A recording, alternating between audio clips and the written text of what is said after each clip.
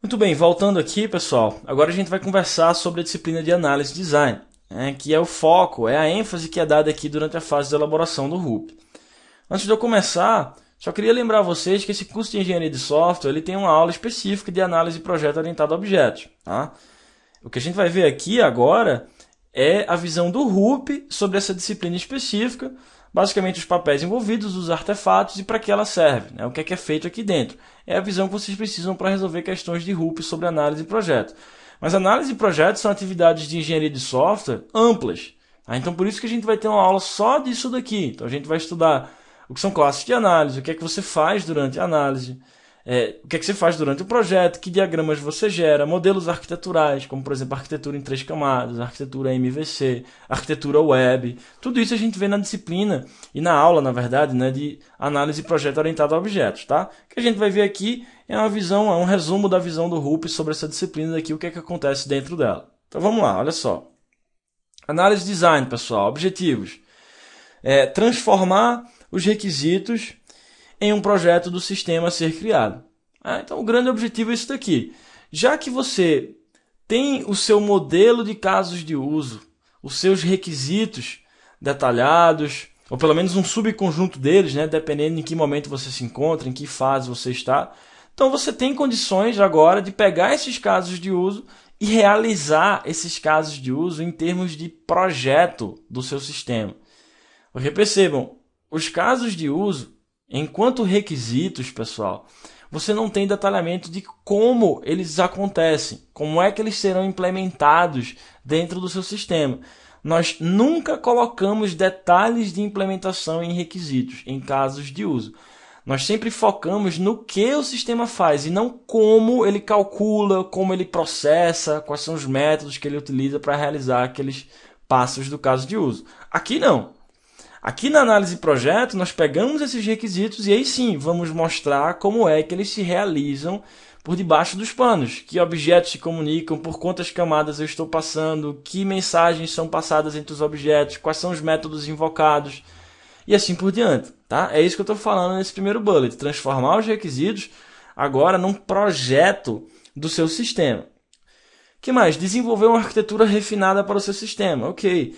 Os papéis, pessoal, os artefatos, todos relativos à arquitetura aqui do RUP, como por exemplo o próprio arquiteto de software, o projetista, os documentos que a gente já viu, né, como protótipos, modelo de design, assim por diante, todos eles aparecem aqui na disciplina de análise de design com esse grande foco de estabilizar, de refinar a arquitetura que você vai utilizar no seu sistema. E aí, adaptar o projeto para que corresponda a um ambiente de implementação, considerando restrições de tecnologia.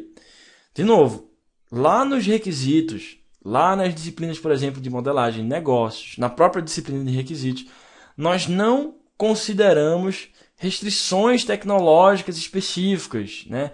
Ou seja, como é que você vai implementar aquilo em termos de tecnologia, em termos de arquitetura, em termos de camadas, coisas desse tipo. Lá nós estamos preocupados com as necessidades do cliente, as necessidades dos usuários, o que é que o sistema tem que fazer, o que é que ele deve fazer. Tá certo? Aqui não. Aqui você pega esses requisitos e diz, beleza, a gente tem esses requisitos aqui, como é que a gente consegue fazer isso daqui? Como é que a gente consegue implementar em termos tecnológicos? Né? É isso daí, é adaptar o seu projeto agora considerando restrições de tecnologia. Muito bem, já que eu estou falando sobre isso, pessoal, cabe um comentário aqui. Vocês estão percebendo que, na verdade, essa disciplina ela cobre dois tipos de atividades distintos. Análise e design. O design a gente pode traduzir para projeto em português, tá, pessoal? Apesar do nome ter ficado como design no RUP, mas a gente pode chamar isso de análise e projeto sem problema nenhum. Então são duas atividades distintas, análise e projeto. Acho que eu já comentei com vocês e a gente vai ver isso na nossa aula de análise e projeto. Análise significa você entender o problema. Você vai gerar um modelo inicial do seu sistema, tá? Com as principais características, as partes envolvidas, como elas colaboram entre si, assim por diante. Mas, por exemplo, sem considerar a tecnologia que você vai utilizar. Os modelos que você gera na atividade de análise, eles são conceituais, eles são em nível abstrato, eles estão mais próximos do mundo natural, certo? Já nas atividades de projeto, você vai considerar restrições tecnológicas. Você vai agora especificar uma solução. O problema você já entendeu, agora você vai cuidar da solução. Você vai considerar toda a tecnologia que constitui o seu sistema, todas as restrições de implementação, os mecanismos que você vai utilizar e assim por diante. Tá? Então são duas coisas diferentes. Apesar de as atividades aparecerem como uma disciplina só aqui no RUP, se você quebrar isso daí, análise é um conjunto de atividades e projeto é outro conjunto de atividades, ok? Análise cuida de entender o problema, gerar modelos conceituais, e projeto cuida de especificar a solução, modelos concretos, considerando toda a tecnologia que você vai utilizar. Bom, isso tem a ver justamente com aquele último trecho que eu falei para vocês, né? Adaptar o projeto para que corresponda ao ambiente, considerando restrições de tecnologia. Na verdade, aparece na disciplina de análise e design, mas se a gente for ser rígido, se a gente focar numa atividade específica aqui, quem faz isso é projeto, é atividade de design, tá? Considerar restrições de tecnologia. E para o RUP, pessoal, tem um detalhe aqui, eu já vi sendo cobrado em prova, as atividades de análise, elas são opcionais. Por quê? Se você quiser passar diretamente para o projeto do seu sistema, você pode. De novo, a análise está em um nível mais alto para entender o problema. Mas se você quiser passar direto para a solução, direto para o design, o RUP permite que você faça isso. Ele diz que as atividades de análise são opcionais. Aí você me pergunta, né? Pô, então qual é a vantagem de eu executar atividades de análise, né? Se eu vou perder mais tempo com isso, vou ter que alocar pessoas para fazer isso. A vantagem é o seguinte, pessoal. A vantagem de você ter um modelo em nível de análise, né? A gente chama assim, né? Em nível de análise, é que ele fica mais próximo do negócio que você está modelando. Enquanto o projeto ele já está muito próximo do código. Ou seja, se você partir direto para o projeto, pessoal, não tiver um modelo de análise feito, se a tecnologia que você utiliza mudar, e a gente sabe que tecnologia está mudando toda hora, o seu modelo de projeto vai ter que mudar também. Certo? Pode ser que isso não seja interessante para você, tá certo? O seu modelo de projeto ele é todo dependente de tecnologia. O seu modelo de análise, não. O seu modelo de análise ele só depende do negócio, do mundo real, do problema que você está analisando. Porque vocês entendem que um problema ele pode ser solucionado de diversas formas, pessoal. Sei lá, o problema... o exemplo que eu sempre utilizo, né? É automatizar as matrículas de uma universidade. Então vai ter lá aluno, professor, matrículas. Então, pô, beleza, tranquilo, esse é o problema. Você pode gerar um modelo de análise para isso. Então você vai ter lá objetos de análise, classes conceituais que representam esses conceitos do negócio que você está modelando. Aluno, professor, matrícula, disciplina e assim por diante. Beleza, isso não vai mudar. Enquanto o seu problema não mudar, né? Enquanto o seu problema não for, sei lá, automatizar um hospital, automatizar um estacionamento garagem. Enquanto o seu problema for automatizar matrículas de uma universidade, isso não vai mudar. Beleza? Então o seu modelo de análise ele é muito mais estável do ponto de vista de negócio. Enquanto o modelo de projeto, ou seja, as atividades que você executa na disciplina de design, considerando só design, é totalmente dependente de tecnologia. Então, esse mesmo problema de, por exemplo, automatizar as matrículas de universidade, você pode resolver com N tecnologias. Você pode fazer isso em Java com Oracle. Você pode fazer isso em .NET com SQL Server. Você pode fazer isso com linguagens que nem orientadas a objetos são, certo? Essa é a diferença entre análise e projeto. Análise está mais próximo do mundo real, projeto mais próximo do mundo computacional e por isso considera essas restrições de tecnologia. O RUP diz que as atividades de análise são opcionais. Se você quiser passar diretamente para as atividades de projeto, você pode, mas isso tem vantagens e desvantagens, como eu acabei de explicar, tá certo? Muito bem, vamos lá. Então, ó, os papéis, as atividades que ocorrem aqui dentro e os principais artefatos. Principais papéis e atividades primeiro, pessoal. Qual é o principal papel aqui que a gente poderia dizer de mais alto nível da disciplina de análise e projeto? O arquiteto de software, né? Já que aqui dentro da fase de elaboração a gente tem uma grande ênfase nessa disciplina e um principal objetivo da fase de elaboração é estabilizar a sua arquitetura, então é lógico que o arquiteto de software, que é o cara que projeta a sua arquitetura, vai ser um dos principais papéis envolvidos aqui.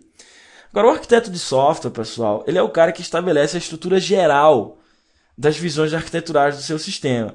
A visão do arquiteto ela é ampla, ela não é detalhada. O arquiteto ele não está preocupado com, por exemplo, todos os casos de uso do seu sistema. Ele não vai projetar diagramas de sequência, de comunicação para cada um dos casos de uso do seu sistema, por exemplo. Ele está preocupado com essa visão geral, essa macro-organização do seu sistema. Então ele vai pegar lá os casos de uso críticos, por exemplo, mais complexos, e projetar a sua arquitetura em cima deles, tá certo? É uma visão ampla. Beleza. E onde é que está o detalhe, então? Já que o arquiteto tem a visão ampla, quem é que tem a visão detalhada? O detalhe de cada caso de uso é projetado pelo designer. A gente poderia traduzir isso aí para projetista. Aparece como designer no Ruby, mas poderia ser traduzido para projetista também. É esse cara que vai analisar e projetar cada caso de uso em termos de classes, que vão colaborar entre si para realizar esses casos de uso. Então tá lá, o segundo papel aí que eu estou destacando para vocês, lembrando que não são esses 3 papéis só aqui que aparecem lá, tá, pessoal? Lembra disso daí, isso aqui são só os principais. Vão ser essas atividades aqui, ó, do designer. Analisar casos de uso, projetar casos de uso. E projetar subsistemas do seu sistema como um todo, tá certo? Por fim, a gente tem um projetista de banco de dados, que é o cara que vai gerar os seus modelos lógicos, físicos da sua base de dados para guardar entidades persistentes do seu sistema. Muito bem. Artefatos importantes aqui, pessoal, dessa disciplina de análise design para o marco que a gente está buscando alcançar aqui na fase de elaboração. Os protótipos, falei para vocês sobre eles, olha. E aí a gente pode dividir os protótipos em algumas categorias aí que o Ruby nos mostra, tá? O conceito de protótipo é sempre o mesmo, pessoal. É provar algum conceito, é esclarecer algum conceito. E aí o Ruby categoriza da seguinte forma. Eu posso categorizar quanto ao que exploram ou quanto ao resultado dos protótipos. Quanto ao que exploram, os protótipos podem ser comportamentais, que basicamente vão enfatizar a exploração de comportamentos do seu sistema, ou estruturais, que vai explorar algumas questões arquiteturais ou tecnológicas do seu sistema. Quanto ao seu resultado, isso aí a gente já estudou na nossa primeira aula de engenharia de software, os protótipos eles podem ser exploratórios ou evolutivos. Isso já caiu em prova, hein? Protótipo exploratório é aquele que é descartado depois que ele fica pronto, também chamado de protótipo descartável ou de descarte, tá? Geralmente você usa esse tipo de protótipo, pessoal, como a gente estudou lá na nossa primeira aula de engenharia de software, para elicitar algum requisito complicado, esclarecer, tornar esses requisitos mais claros, tá certo? E aí depois que ele serve o seu propósito, que é justamente esclarecer esses requisitos, você pode descartar ele depois. Mas, no outro lado, tá? Por outro lado aqui, você pode ter os protótipos evolutivos. Aí é o contrário, né? São aqueles que você não joga fora depois. Você vai gradualmente evoluindo eles para eles se tornarem um sistema real. O Ruby considera, então, prototipação evolutiva e prototipação descartável, usando esses nomes aí, né? Protótipos exploratórios ou evolutivos. A gente já estudou isso na nossa primeira aula de engenharia de software, beleza? Que mais? O documento de arquitetura de software, claro, né? É justamente o arquiteto que vai ser responsável por ele, e o modelo de design. Então, olha só. O modelo de design aqui, pessoal, detalhando para vocês. É um modelo que descreve as realizações dos casos de uso e serve como abstração do modelo de implementação. Falei sobre esse modelo para vocês, né? De novo, se lembrem, se eu estou falando de modelo, ele é um agrupamento de artefatos. Então, lá dentro eu vou ter classes, eu vou ter outros diagramas, como diagramas de pacotes, eu vou ter diagramas de sequência, posso ter diagramas de implantação, posso ter diversos tipos de diagramas aqui dentro, cada um deles considerado aí um artefato, né? Para a gente colocar agrupado nesse grande artefato que a gente chama de modelo de design, tá? Então, já que você tem os seus requisitos esclarecidos, elicitados, aqui na análise e no projeto, no seu modelo de design, você está preocupado em mostrar como esses requisitos se realizam. Na disciplina de requisitos, você está preocupado em mostrar o que o seu sistema faz. Aqui na disciplina de análise e projeto, você está preocupado em mostrar como o seu sistema faz tudo isso, em termos de objetos, de classes, de camadas, de tecnologias e assim por diante. Tudo isso você pode encontrar no seu modelo de design. Ok? Muito bem. Então, ó, relação da disciplina de análise e design com outras disciplinas. Primeiro, com a modelagem de negócio. E aí começa a ficar um pouco repetitivo aqui, né, pessoal? A ideia é sempre muito parecida. Ó. A disciplina de modelagem de negócio vai fornecer o contexto organizacional para o seu sistema. Ou seja, você vai entender como é que o negócio da organização-alvo funciona, os processos de trabalho dela. Você precisa saber isso para projetar uma arquitetura robusta, projetar uma arquitetura que seja adequada ao propósito? Claro! Não adianta você passar direto da conversa lá com o usuário, com o cliente, para projetar a sua arquitetura. Você precisa modelar o negócio.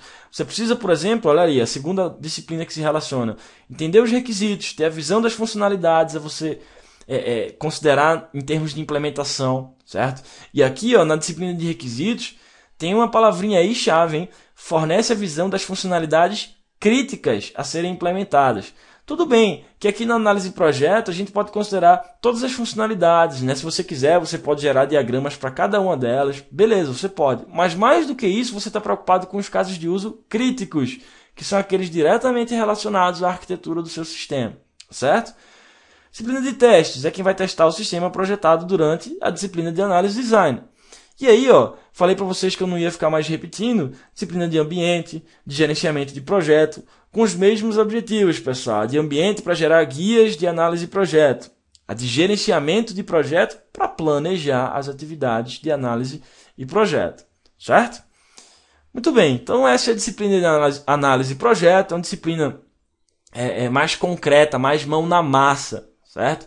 É menos conversa com cliente e usuário e mais engenharia de software mesmo. Projetar o seu sistema, gerar diagramas, mostrar como é que tudo isso acontece por debaixo dos panos.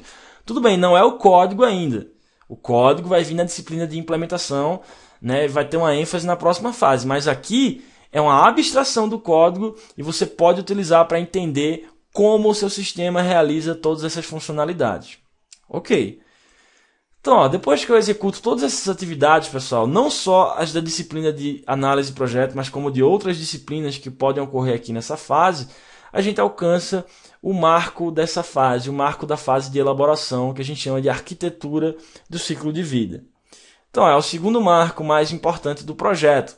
Deve-se analisar a arquitetura executável e a resolução dos principais riscos. Vocês percebem que enquanto lá na fase de iniciação eu identifiquei riscos e posso até ter algumas estratégias de mitigação, aqui na fase de elaboração eu resolvi esses riscos. Resolução dos principais riscos do ponto de vista do RUP é estabilizar a sua arquitetura aqui na fase de elaboração, ok? E aí a gente tem aqueles critériozinhos, né? Vários critérios que você deve avaliar para ver se você satisfaz eles e dizer, olha, eu alcancei o marco dessa fase. Vamos ver quais são os da fase de elaboração, então. Primeiro, a arquitetura é estável e robusta, comportando requisitos atuais e futuros. Isso daí é essencial, né, pessoal? Esse é o foco da fase de elaboração. É você gerar uma arquitetura robusta que garanta os requisitos, hoje e amanhã. Os riscos críticos foram resolvidos, de novo, sob o ponto de vista de arquitetura. O planejamento está bem definido em termos de cronograma, orçamento e níveis de qualidade. Que veja, pessoal, na fase de iniciação eu tinha estimativas. Beleza. Aqui eu tenho definições muito mais precisas sobre os parâmetros do meu projeto. Que parâmetros são esses? Cronograma, orçamento, níveis de qualidade, recursos que eu vou utilizar. Por que eu tenho muito mais precisão aqui, pessoal? Porque eu aprendi ao longo das minhas iterações. Aqui eu já estabilizei a minha arquitetura, provei que era viável executar esse meu projeto em cima dessa arquitetura, então eu tenho condições muito melhores de fazer um planejamento mais preciso, certo? Não quer dizer que eu não tinha planejamentos na fase de iniciação. Tinha, era o foco da fase de iniciação, na verdade, era gerar esse macro planejamento do seu projeto, mas é um macro planejamento. Aqui você começa a ter planejamentos mais precisos com todos esses parâmetros aí, ok? Por fim, devemos fechar o contrato.